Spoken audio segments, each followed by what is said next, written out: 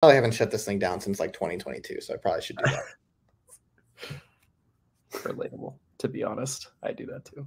Yeah, seriously. I actually have been putting, 4 seconds left. Okay. Won't say anything.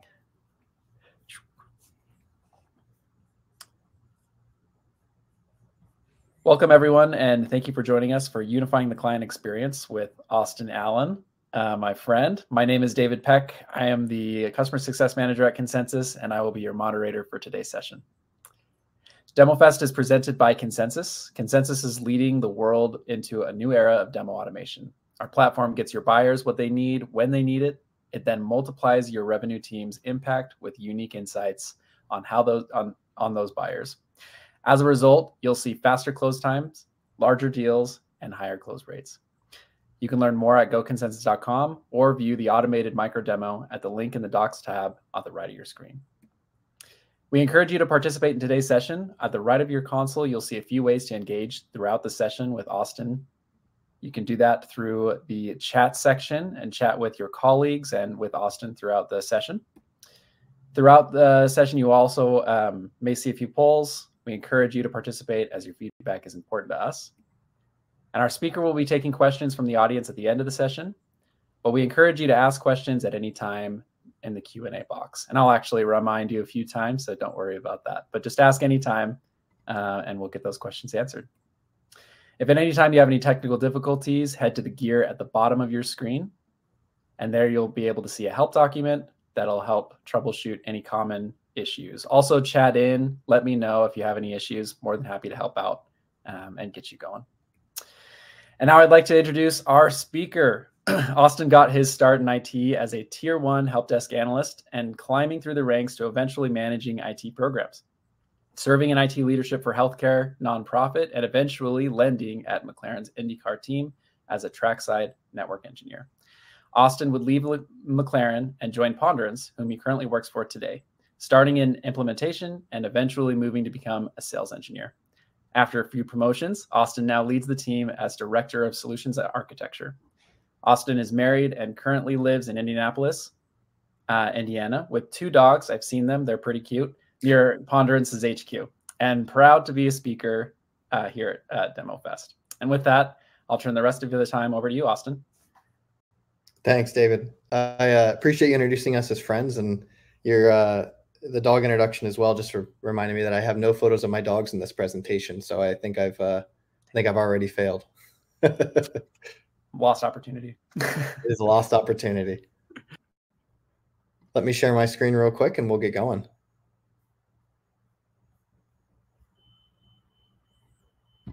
Cool. Skip slides here because you guys already know what the presentation is about. So agenda, I just want to set some expectations. We're not going to solve how to unify the client experience in a 1-hour session. This is arguably a book, probably multiple books. Some folks have already written on it. This is really designed for setting the baseline of understanding. What things may you come up against? How would you navigate them within the teams? Starting the mindset shift of unifying that client experience, it really starts with creating that culture. And so I'll kind of start with who I am. You know, David gave a little bit of an introduction. I'll probably just add a few things to that as well. Just defining what unifying the client experience means to me. Again, if you Google it or you LinkedIn it, there's so many different meanings and folks that are talking about it.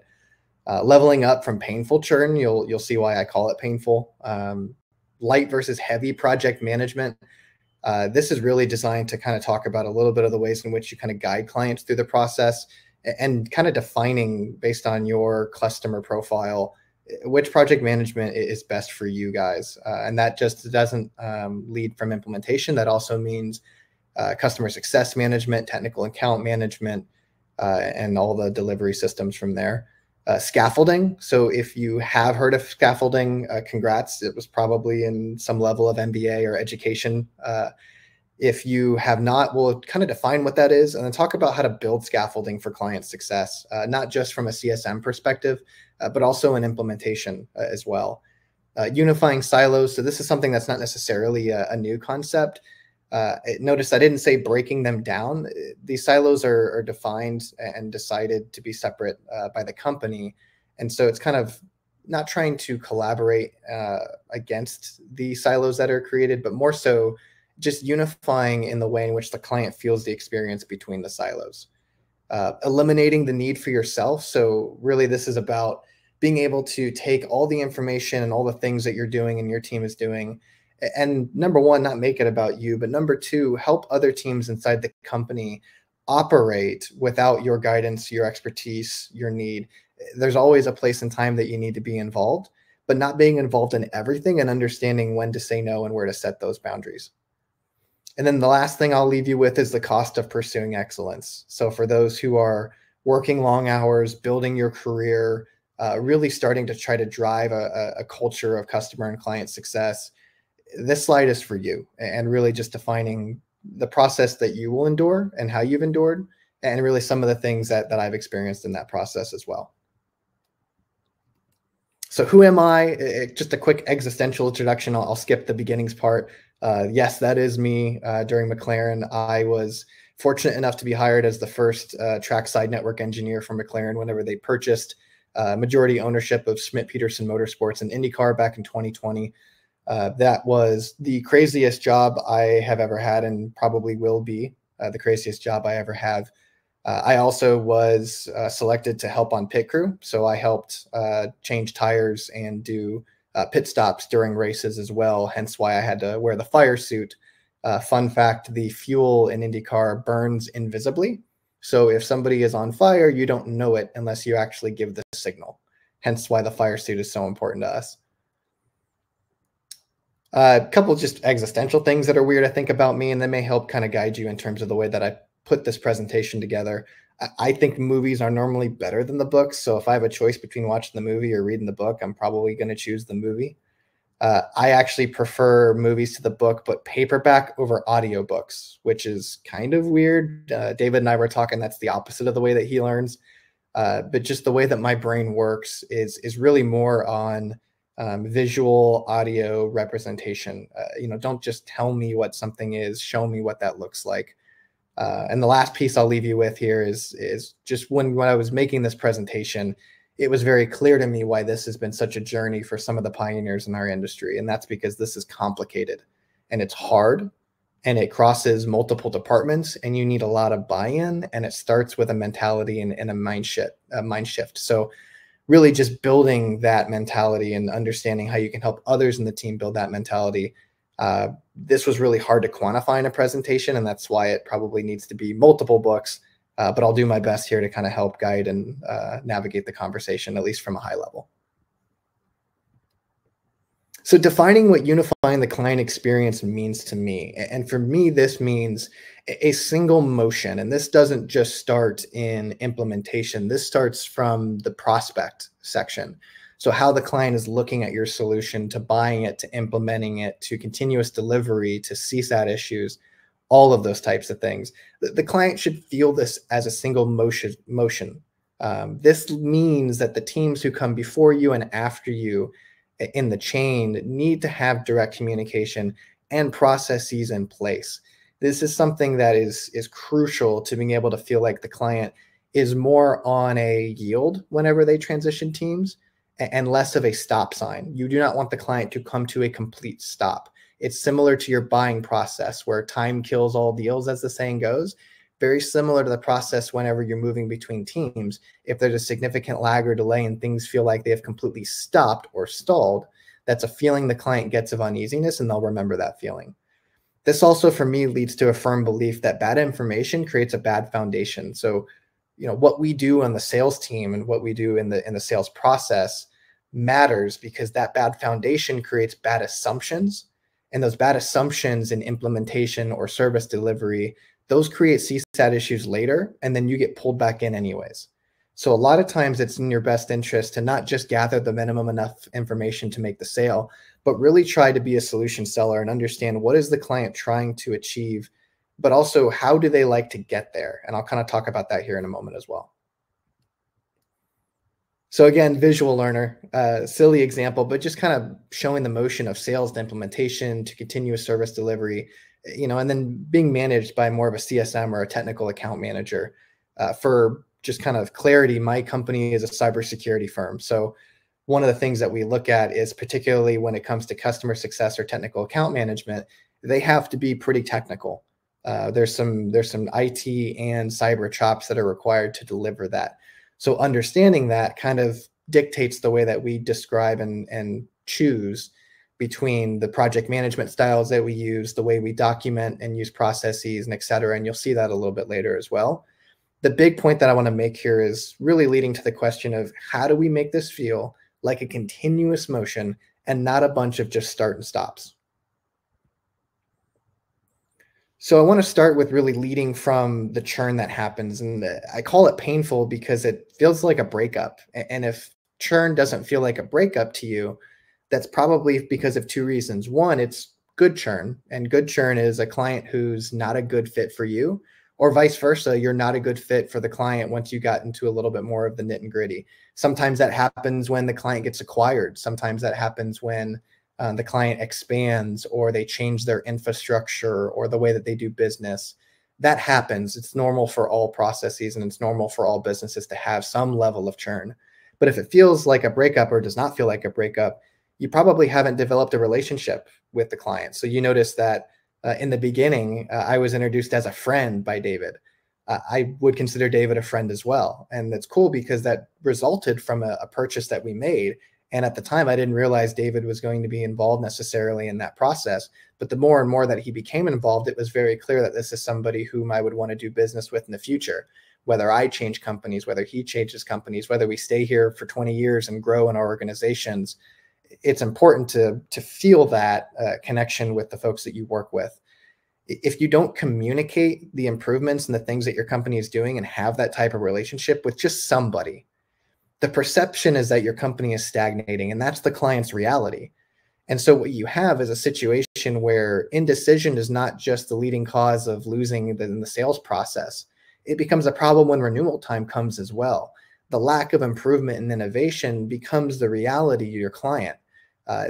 I've even had situations in box 4 there, which is in the bottom left, where I've had a client apologize to me and the team as they were not renewing. And they said, we just simply can't validate or quantify the spend that we're using currently. And so that means not necessarily that we're not providing value. That means that we've probably missed the mark with this communication, and understanding that we need to be talking to them about the things that we're doing, how we're upgrading, and how we're delivering.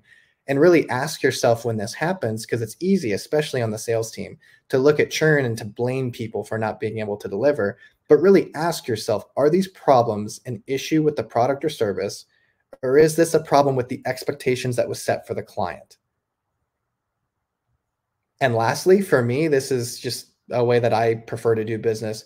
Congratulate them, right? If they're leaving, but they went through a vendor evaluation, congratulate them on a successful vendor evaluation.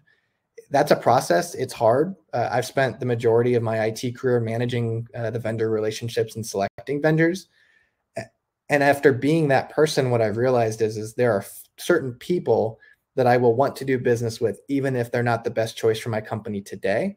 And always keep that in mind as you continue to navigate your career. You're going to change companies. They may change companies. They may come to your company, or vice versa. Don't unnecessarily burn that bridge. So I mentioned earlier about light versus heavy project management. I want to kind of define that a little bit more and how it relates to the way that you give that client the continuous motion feel. So it's important to know that light touch versus heavy touch does not mean good or bad. When I was making this presentation, I originally called it in a way that I really thought wasn't quite characterized correctly. Specifically, I wanted to make sure that it's a conscious decision when you're deciding between a light touch or a heavy touch for project management, and it's based on your ideal customer profile. So it's really a decision that your company needs to make on who is the type of customer that we are aiming to work with. And so light touch for me means a lot of client-facing documentation. It's less Zoom meetings, less face-to-face, more email. And usually that results in some shared pool of internal resources. Potentially for folks, if you do have both types of project management, this is normally your smaller ACV or smaller annual total of revenue clientele. This is not designed to be lacking of project management. The client should not feel deprioritized if you're doing this correctly, and it should not degrade the client experience. And so that's where we kind of lead into heavy project management, which is they want the guidance of the documents that you're providing with light. The major difference is they want your recommendations and opinions. With heavy project management, they are choosing you because you're the expert. So you have to come to the table or bring subject matter experts to the table who have an expertise and have a feeling of what they're trying to achieve. Understanding that this is the client coming to you saying, hey, we're not just buying the software or service, we're buying your brain and we'd like to pick it. So being able to bring that to the table, that normally requires more human touch points. Heavy project management should not feel like micromanaging, and it's so easy to overshift and overcorrect on that. So really check in with your clients in a way that is comfortable with them, and that may change based on the median. So for us, maybe some clients prefer the phone call, some clients prefer Zoom, some clients prefer email, Slack, text, whatever. Understanding what clients like to communicate how, and then if you have something to communicate, try to use that median if you can. And I know as you get larger in organizations, sometimes it's defined what you can and can't use, and that's fine. But try to meet clients with what makes the most sense for them. You'll get further faster. This still with heavy means a lot of documentation. This actually brings more Zooms. You will still have a lot of emails. The thing that I actually found that is interesting is I feel like there are less questions with heavy project management because of what you bring to the table up front. But the questions themselves tend to be deeper level knowledge. So if you're utilizing heavier project management for somebody, expect them to go deeper with their questions. Think 201, 301 level knowledge, a lot less 101 level. The documentation that you send clients, they will tend to understand. And so it's more so expanding upon, well, if we do this or well, if we do that. And so you have to have those folks at the table to bring and answer those what if questions. As a former person who buys and uses vendors from an IT perspective, there was nothing more frustrating than talking to somebody on my third or fourth call, or maybe even a proposal call, and talking to the vendor and asking them a question and them saying, you know, my guy Austin may be able to answer that question. Let me bring him on the call or next time, or let's set a follow-up meeting. It's okay to not know the answer, and I would rather you tell me you don't know the answer. But it's more important to understand that when you're setting these calls with clients, setting next steps is important, but setting next meetings is not. Understand that bringing the right people to the table when they need to be brought in is part of the skill set of sales, and frankly, part of the skill set of continuous service delivery, even as a TAM or a CSM. If you're going into a call expecting to troubleshoot something, you would bring the person who's got an expert in troubleshooting. Think of that the same way whenever you're in the sales process as well. So I want to talk about scaffolding a little bit. This is something that was introduced to me in the book Hidden Potential. It's over there on the right. Great read, by the way, if you end up picking up a copy. Scaffolding is an instructional practice. This is really more in the education sector. And it's really described of kind of building up temporary support with the mindset of being able to tear it down later. Really, it's designed to help people learn a new concept. And if you're doing it right, what you're doing is you're targeting just above their level. So if you have a client that's got the 101 down, you kind of want to target the 201 and start there and kind of lean them and learn them up to the 301. Prior knowledge is what anchors that scaffold. And so that's important, because if they have a 101 level knowledge and you go straight to the 301, you may start getting a whole lot of questions, right? For those of you that have been sales engineers or solutions consultants, have you ever been on a demo and you're 10 minutes, 15 minutes in, and the client pauses and says, okay, but how do you get that information? Or how does that system process that? And you realize that you've skipped over a few things, and that's totally okay. That's normal. It happens. When you're giving a presentation consistently over and over, a lot of times you try to make it more interesting for yourself to remove the mundane, but you also may forget that not everybody has the same base level of knowledge you have.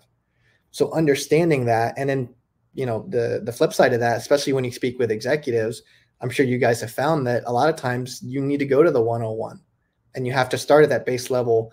For us, that looks kind of different. So a brief example of why scaffolding is important to us on the cyber side is we're combining artificial intelligence, machine learning, all the good AI buzzwords that Gartner and the team will use. But we're using all of that to monitor so many different telemetry and signals, ingest global threat intelligence, put a human analyst behind all that, provide the SIM, provide tickets, provide recommendations and guidance. It's a significant amount of work and effort. And so getting a client across the finish line to all this, you have to build it up in steps. So for those that have more of an education background or already got your MBAs, you may have seen something similar to this. And so this is really about how to build that scaffolding for your client in a visual way. So determining, what they already know, we kind of talked about, you have to anchor the scaffold by using prior knowledge. So you have to determine where that prior knowledge stops. Then you set the goal for learning and the outcome. The purpose of the goal is not just so you know where you're going. It's so the client also feels a sense of achievement, right? You want them to take steps and stages to getting to the ultimate goal. And so you also want them to feel like they're achieving and earning along the way. That then goes into planning the instructional support. So this is a project plan. This is a actions and milestones plan. All those types of things that you guys have for your clients now, client escalation requests, forms, things like that. This is part of that strategy.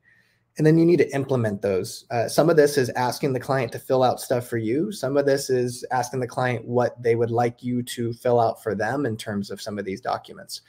This comes from a formative assessment or feedback where not just thinking CSAT level scores, but thinking check-ins, right? Hey, does this make sense? Are we going at a pace that works well? And a key to that too is also asking questions, not like, does this make sense? Because nobody wants to look stupid, right? If somebody doesn't understand, our natural ego response is to say, oh yeah, we understand, and think that we'll figure it out later. We may not. So when you're creating these lessons and you're kind of making that progress chart for folks to feel the accomplishment of learning, you have to do so in a way where you create an open and honest conversation where they can feel comfortable saying, I don't know this. Or, hey, can you slow down? Let's take this step.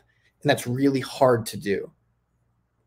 Fade support over time. And this is, again, kind of bringing down the scaffolding, taking that support that you've built and kind of tearing it back a little bit. So for a lot of folks, think as you exit implementation stage and you move more into like the continuous monitoring or continuous delivery of the service or software, a lot of times the time you spent in implementation with a certain person or engineer or whoever, that cadence tapers off. You meet with them less and less. That's kind of what it looks like to tear down the scaffolding and some of that temporary support. It doesn't mean you tear down all support and they're on their own. It means you tear down the temporary support you used to lift them up to the knowledge level that you needed them to be at to have a successful implementation and successful contract delivery. And the last piece is just continuing to build on it with content, continuing to build on it with ingesting feedback. If you have a client on a multi-year contract and you talk to them, 90 days after purchase and 90 days before renewal, that's probably not enough. And so if you have a CSM team or a TAM team, that's probably what they are assigned for. But even from a sales perspective, in many cases, it's your renewal. It's your client. You built that relationship. Set those calendar invites. Check in with folks, even if it's just annually. Don't wait for renewal time. Clients feel that. You can get away with it one renewal cycle, but trying to do it on 2 renewal cycles, clients will pick up on that. So what does it look like to actually build that scaffolding? Again, high level from a success standpoint, really documenting the mundane and the easily repeatable. Get the info out of your head and put it on paper. It's hard. It sucks. I know. It's much easier to learn and keep it in your mind and present it to folks and executives when you have the opportunity. You got to get it out on paper. It's not just for you. It's for the team that you work with. It's for the other teams that are trying to learn what your team does. It's for those that will come after you. Do them and yourself a favor and get that stuff on paper. It will be better for you. Starting with the end in mind, I'm sure you guys have heard this before, but really just understanding as you're creating these scaffolds and you're building these layers, think about, are we building this scaffold tall because we want to say we built a tall scaffold? Or are we building this scaffold skull because it's important, right? So in process language, what this means is, am I building processes and procedures that help achieve the end goal? Or am I building processes and procedures just because I want to build processes and procedures, which never feels good? Have a transition plan, right? So if another team is not expecting you to move your client to them, or if you move a client quicker than normal, understanding, did we reach the criteria for success? Did we actually know what that was? If we go back to that original scaffold plan that we set, have we actually hit those benchmarks for success that we set ahead of time? And then building the one-on-one level confidence, understanding that some clients, again, won't want to feel stupid. And so you kind of have to be gentle with that one-on-one information. Or on the flip side, there are clients that you will come across who, think they know everything, don't want to listen to you, right? Maybe stall implementation because they're not taking your feedback or advice. Don't be afraid to bring in an expert and go over their head. It sounds strange, but when you run into those clients, bring in a 301 level person, have the conversation with them. In many cases, that person realizes in one of two ways: you've got the expertise, and or they don't have the level that they thought they did. And so using that to your advantage, you don't ever want to start again when you're building that scaffolding. But after you've built that scaffolding and you're moving the client through the journey, if you tend to get that pushback or they're not listening or responding to you, you need to have a path or a person to be able to escalate to say, hey, I need an expert to come in and talk to these guys, right? In cybersecurity, we have that a lot where a client may not take our recommendation. If something does happen, we have to go back and politely suggest, hey, we mentioned this recommendation to you prior to this event. We strongly encourage you to do this recommendation. Here's somebody from our security operations center to tell you why it's important. And then if all else fails, write a book. No, but seriously, there are some things that require books. I don't think everything in the pre-sales world need a book. I think we've got so much good documentation and video learning that's out there. Podcasts are great, but also sessions kind of like this, where you kind of get to have that dialogue of picking somebody's brain. I find these incredibly insightful. I don't know if this will hit the mark for you, but for me, I've really enjoyed listening to a lot of the other speakers talk about different things that I already kind of understood, but I got to see it from their perspective. And so it helped kind of reframe my mind and try to use that with your marketing or work with your marketing team to do that as well. So if you see on the right there, we actually, from Pondurance's side, we wrote a book on managed detection and response and published it with the For Dummies Corporation. So we published Managed Detection and Response for Dummies, which is really just trying to set the stage for folks on what the one-on-one level lingo is, terminology, what things are going to be documented, what should you expect from a service provider, everything cyber related from threat intel to acronyms, and just breaking that down for clients and then making it accessible and free. Turning that information. I'm a firm believer that the best information you have, turn it over for free. Clients will continue to look for that level of expertise. So give away your best knowledge, right? Be seen as that expert or that SME for your company and for your vertical, and share that with clients openly.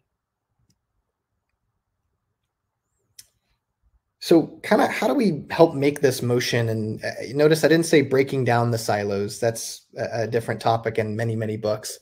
I said unifying. And the reason for that is being able to understand that the organization is not going to magically get rid of implementation, or they're not magically going to get rid of security operations centers in my case. The TAM or the CSM team is always going to exist in some form because you need that post-sales support. And so understanding this is a pillar of the company and it's probably here to stay. So instead of trying to fight breaking down that pillar, how do we then just unify the silos and unify those pillars? And there's a couple common ways. The next slide I'll get to here in a moment, we'll kind of talk about the things that I personally think are most important to understand. But for those that are kind of new to maybe project management or are in their first SE role and trying to look at how some of these other teams operating. The thought here is understanding classic project management. So using things like RACI, right? Responsibilities, accountability, consulted, and informed, and just assigning a level of ownership to the different teams and the different people in a project. You could go with POAMs, right? Plan of action and milestones. A lot of implementation teams are using POAMs without even realizing it or calling it POAMs. where you're identifying the tasks that needed to complete, you're identifying and defining the resource that needs to be required to accomplish this, assigning tasks, scheduling completion, right? Really managing it from top to bottom. If those two things aren't being used, or you don't have some type of framework that the team is using, a lot of time what you will see is a bunch of reoccurring interdepartment meetings where all relevant parties are invited and involved. I personally detest this. I think it's a cop-out for an inability to provide good project management. But more than that, it shows that folks don't really have a good understanding of what the real problems are. There's normally a lot of folks when you set that interdepartment meeting where they don't have a say in this, or it's not relevant to them. They're tuned out. They're working on other things. There are definitely times, especially in management, where those management meetings are helpful across departments and teams. But understanding if you're inviting 5, 10 people from each department or each team, and you get on the call and there's 30 people and 2 people do all the talking, that's not a good use of folks' time. And it doesn't feel good for the folks that are invited and sit there on mute the whole time.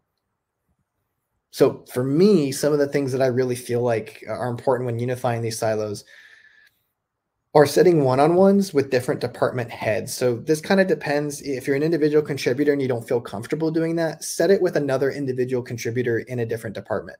And if you're a department head, set a meeting with one of the other department heads. And really what you're trying to do is you're not trying to set these meetings to push your agenda. And it may seem awkward to do that at first, but stay with me for a moment. The purpose of setting those check-ins is to see how you can remove blockers for that department head. Right? So if you're trying to break down or unify in different silos and different departments, these folks are probably doing the same thing. So understand that and say, hey, how can I help you? And a lot of times in those conversations, what you'll find is there's something you can change in your department or your team that's inefficient, and it actually helps another department. And so you build rapport. A lot of times you'll learn what's important to that person or what's important to that department head. And so then when you're going to make an ask for them to change something, you understand how to frame that because of what's important to their priorities. Using tools like Consensus, right? So shameless plug for Consensus. Don't just use it for pre-sales. Really try to use it for training and educating internal resources, not just the prospects and the buyers. So what we have found is this gives internal delivery resources or teams the opportunity to hear what sales is saying. What is the message that sales is delivering? And see if that's why the client has different expectations. Especially if you're having client expectation issues or CSAT issues, go back to your sales process and look at the messaging that yourself and your marketing team is using. Look at that messaging and look at that compared to the actual delivery teams and what they're doing. Do those align?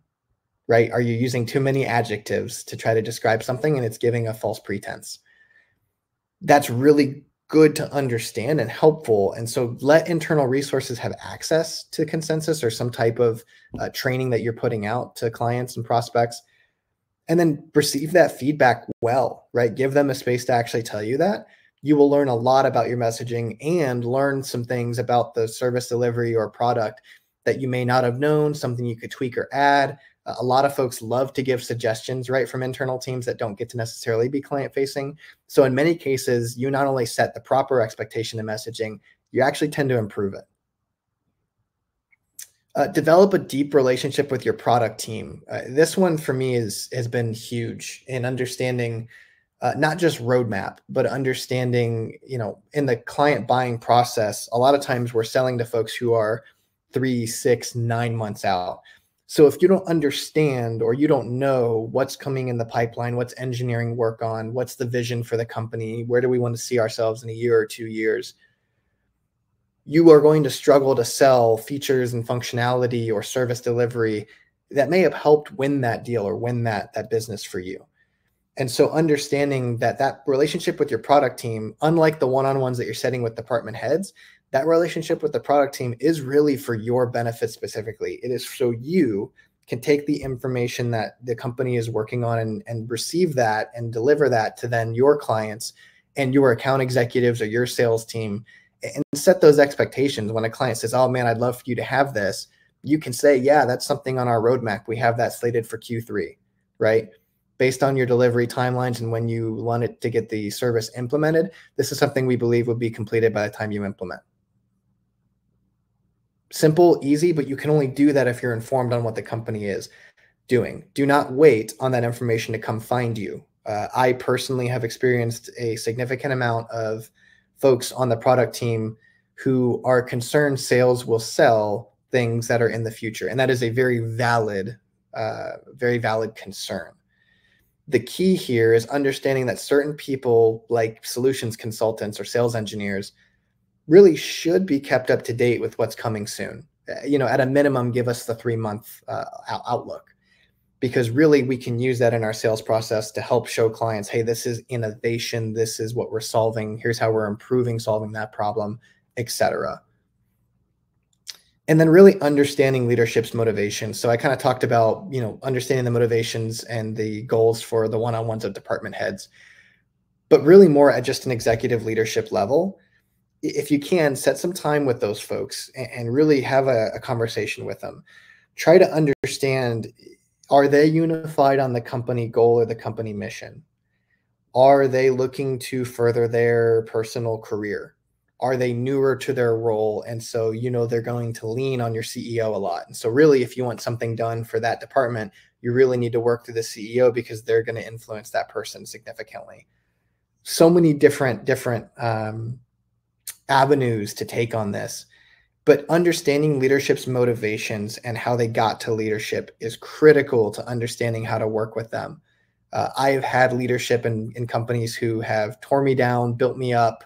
I've shared information with them to try to be proactive on building a new process, only to have that leader turn around and use that information against me in a conversation.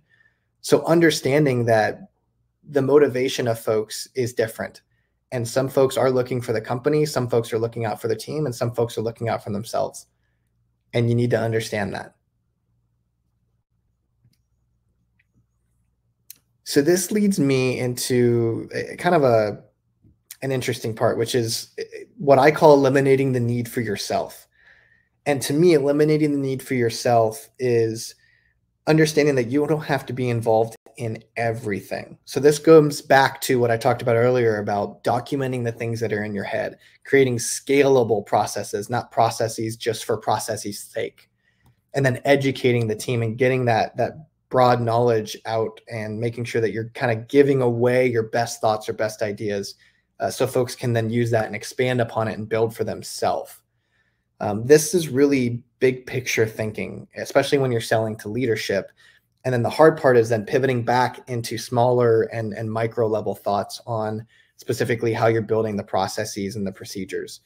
And when you're giving these processes and procedures, especially when you're building them for a team that's going to execute them, and it may not be you as the person who's executing it, think to yourself, am I giving these people a gift? Is this going to make their job and their life easier?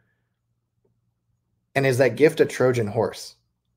So not just, hey, I built this process, I think it's going to help, but understanding, hey, I built this process, I tried it myself and it got hung up here because the client didn't understand.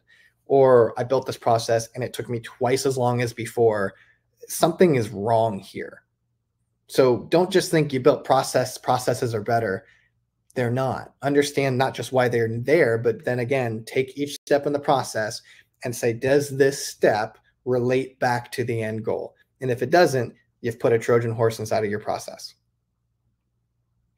Learning how and why to zoom in and zoom out on your business, this is really hard. This is something that I've had to really learn as I've become a director and more of a newer manager, is being able to have the conversation with my C-level and talk about from a business perspective why the things that we're doing on the ground matter.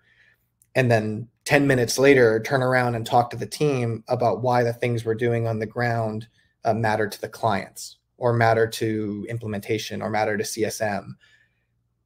It's challenging and it's hard to do that. And a lot of times it's easy to build a slide deck or build a presentation to sell.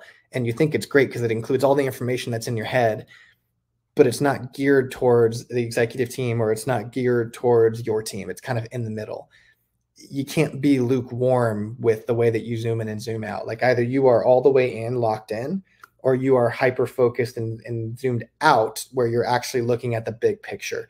Don't try to be half in, do it all the way for one, back out, do it all the way for the other. And so that leads me to John Maxwell quote, which is tend to the people and they will tend to the business. And again, this goes back to eliminating the need for yourself.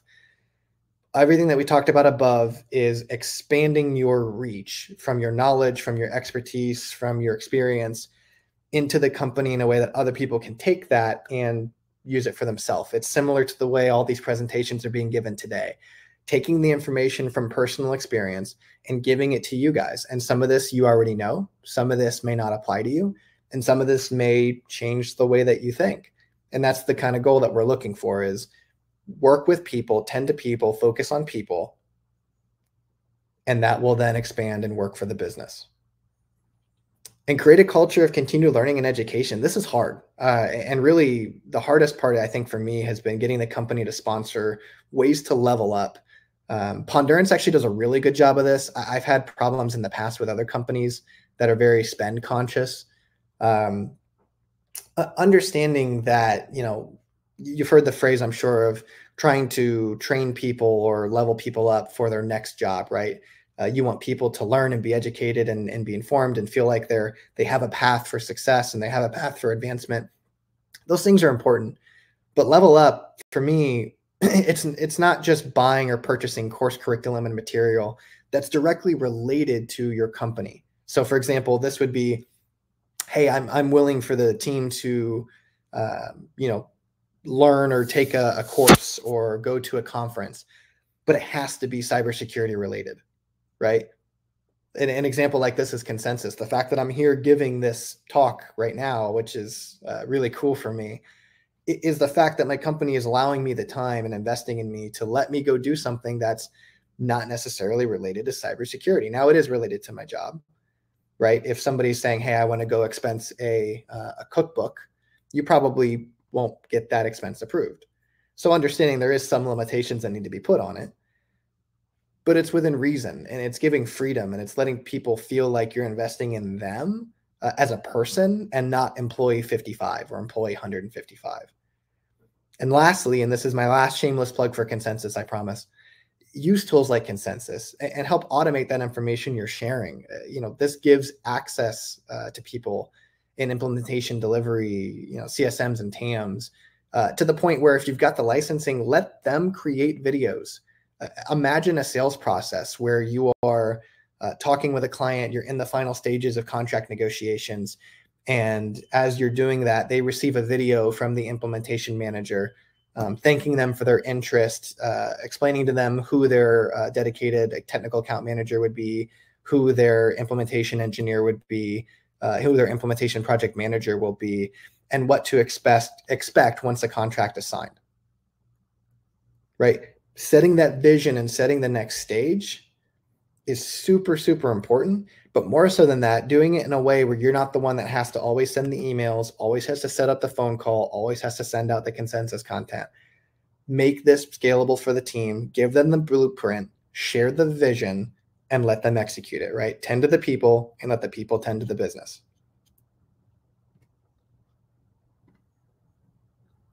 The last slide I really had for you is something that's near and dear to my heart, and this is the cost of pursuing excellence. As you continue in your career and pursue it, what I've experienced personally is just this weird feeling of, am I doing enough? Followed by, I'm doing too much. And so the key for folks, and if you can, you know, repeat after me, I am not needed in every meeting, right?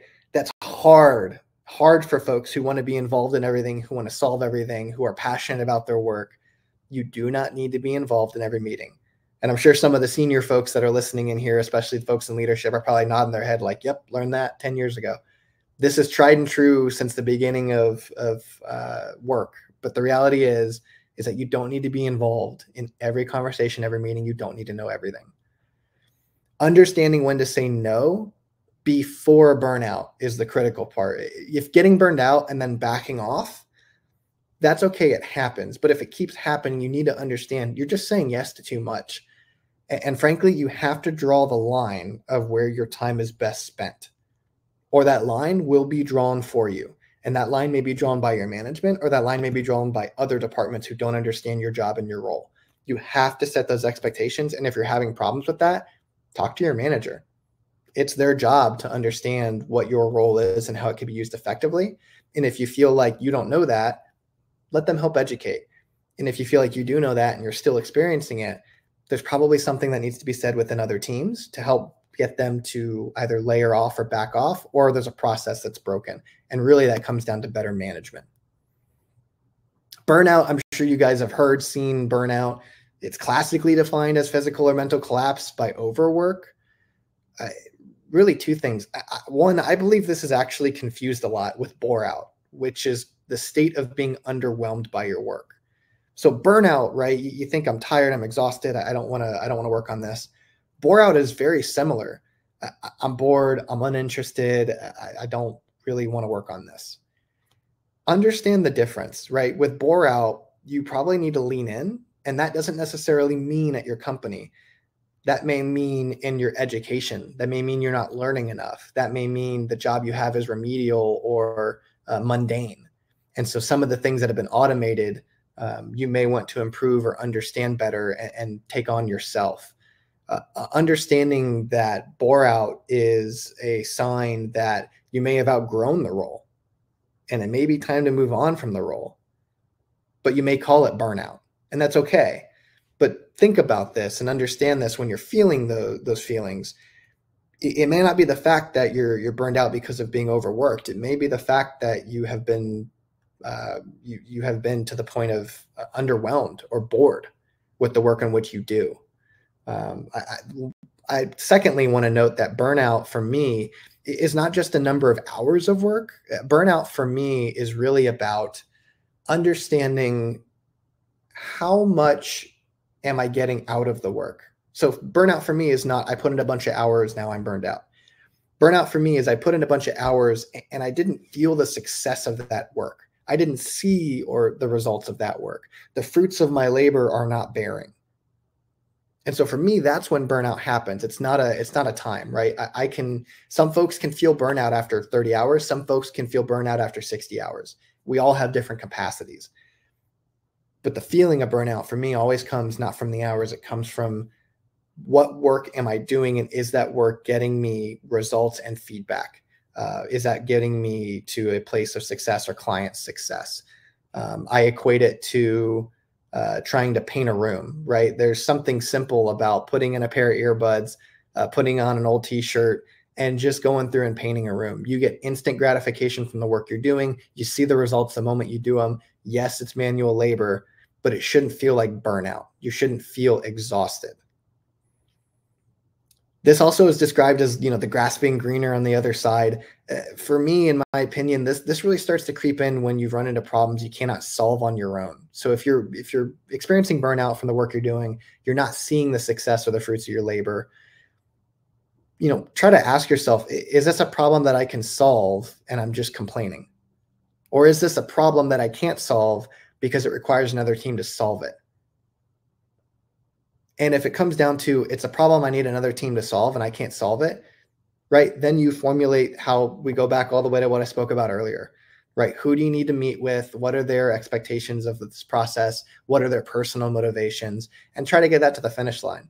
And if you're experiencing a point where you continue to have problems that need solved from other teams, but those other teams are not solving your problems, you may be in a spot where the company's objectives and mission don't align to what you agree with.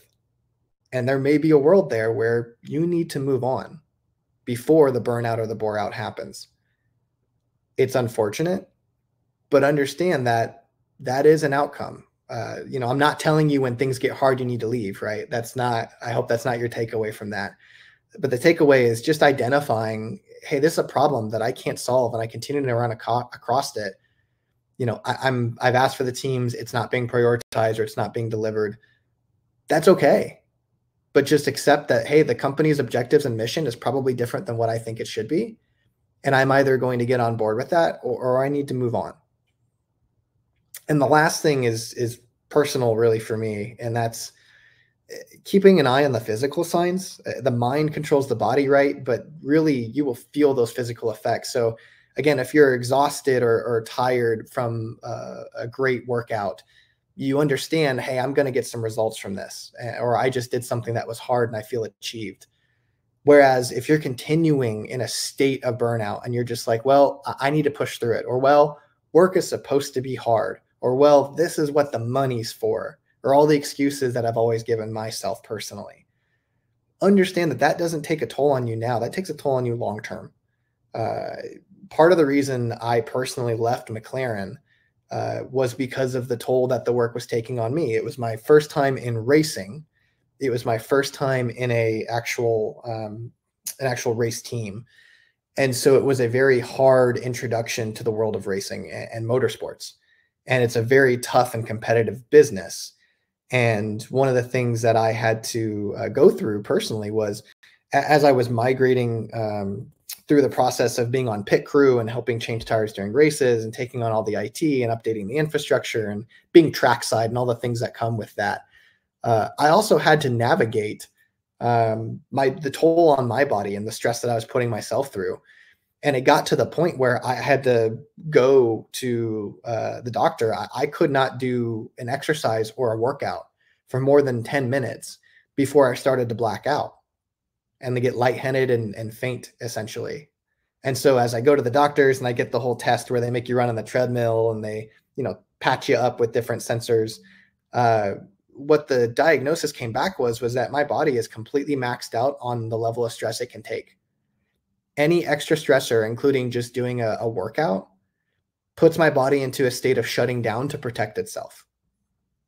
And so I had a choice. Either I could reduce my stress, or I was going to continue to feel this experience and consistently have physical manifestations of the stress that I was under at the time. So that led me to eventually move out of that position. Have a great relationship with the team, very happy for my experience there, but that simply wasn't for me. And frankly, it took some convincing from my wife to help me see that being in a permanent state of burnout created physical signs that were super unhealthy. And so just understanding that and being able to identify that and make a change. And it can be hard to do that. Change is difficult, but once you go through these processes and you understand this is the only outcome available, you don't get mad anymore. You don't feel burned out anymore. You move forward and you're able to actually go into a new career, a new path, a new position, whatever it may be. So I've been talking for a very long time. I'm going to stop there. That is the extent of what I had with this.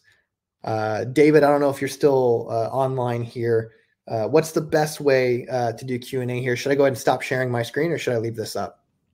I think, yeah, go ahead and let's stop sharing and then I'll bring up a question for you to answer here. We'll start off with Edda's question.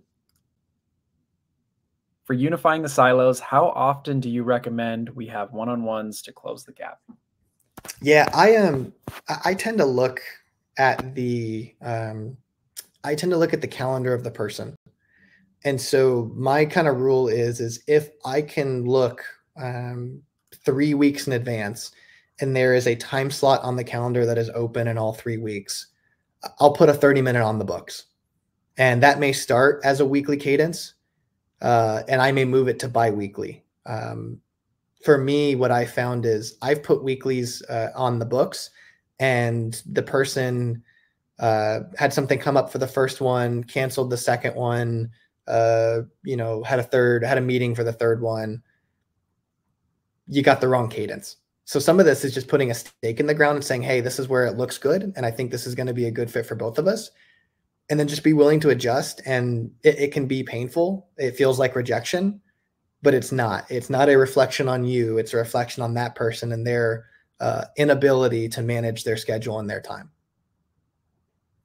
Yeah, I love that. It's almost like they don't want to say no to you, but they want this, so they're okay with the weekly. Yeah, I agree. Yep. Another great question from Miles here is, in my experience, there tends to be a lack of communication between client success and pre-sales. What do you think these two groups could learn from each other if they unified those silos? Yeah, and there's a couple ways to do this. James Kakis and Steve Bullington and Todd Jansen and so many other folks in our industry talk about this a lot. So I'd recommend kind of listening to some of the talks that they give as well. But for me, I really feel like the lack of communication comes from a sense of resentment. It's the sense that client success has to deal with the problems that pre-sales creates. And so what you really need to do is understand and really work with that team, number one, to say, hey, like, I want this client to succeed post the point of signing the contract and getting my commission check, right? Like, you need to be more invested in the client succeeding. If you can't feel that for yourself, they feel that as well. And it comes across. The second would be really looking at client success tends to be at the end of the kind of process that I mentioned earlier. So you've got sales, implementation, continuous monitoring or delivery, check-ins, whatever. And that kind of tends to be client success.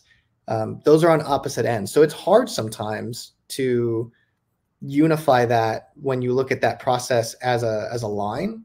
And part of what I wanted in this conversation to take away was I showed it in a line, but really when you look at the way that I'm kind of talking and describing about it, it really should be cyclical. Like, client success should be coming to pre-sales, but they will not do that if they don't feel like you're going to be receptive or you don't care about the client. So I would say if you're feeling that now, it's going to be hard, but you have to show client success that you and the pre-sales actually care about the client post the 90-day milestone. And once they see that, they'll start working with you. The easiest way that I would say is just ask, hey, is there information that you normally don't have when you start with a client that would be really good for you if you knew it ahead of time? And then add that one question into your pre-sales sales process and make sure that answer gets documented. So now when client success starts with that client after maybe implementation, for example, or if they're helping with implementation, they have that one question that they always need answered already answered. Oh man, I was going to ask I really loved your vulnerability on burnout. And my question actually to you, Austin, was what kind of advice would you give leaders to notice burnout or to key into burnout from kind of the groundwork? Yeah, I think burnout and bore out to me both result in disengagement. So I've been pretty clear with my management. If I get quiet, it's not a good sign. So it's not a sense of, hey, they need to check in with me every 48 hours and I need micromanagement, right? They don't need to bring me food and water every day and make sure I get sunshine so I can photosynthesize. It's more about being able to understand that, am I leaning out from the company? Am I leaning out from the vision? Am I leaning out from my clients? That comes across in emails, in Zoom, in Slack, in everything. So just look at the cadence of communication. And if that cadence changes and specifically slows, leaning out. I love that. Oh yeah. Casey said quiet quitting in the comments. Yeah, it's exactly what it is. And sometimes you just get busy and life happens, right? You buy a house, you get a new dog, you get married, whatever. Like, there are times in the life where it falls off a little bit. But again, it's that consistency. If you see a few weeks of that, something else going on. Awesome. Well, yeah, thanks for, I loved this presentation. Thank you so much, Austin. We're excited to be bringing DemoFest on the road again as DemoFest X. We had a great time in San Francisco in February, and we can't wait to bring the event to London and New York City later this year. You can register to join us at either of these events at demofest.com or at the link at the Docs tab at the right of your screen. We also encourage you to stop by our expo hall to visit our premier partners at DemoFest. Remember, there are no transfers of money involved. So all of our partners have gone above and beyond to contribute to making this event a success for all of you. And thanks for joining this session. I think we had some really good thoughts and comments from the team and from people watching. So thank you all for being involved. And thank you, Austin, for some really valuable insight and knowledge there. So Up on the screen are the upcoming sessions. You'll be automatically pushed to the next session in your track, and you can switch tracks or sessions by toggling to the agenda tab at the left of your screen, and we'll see you soon.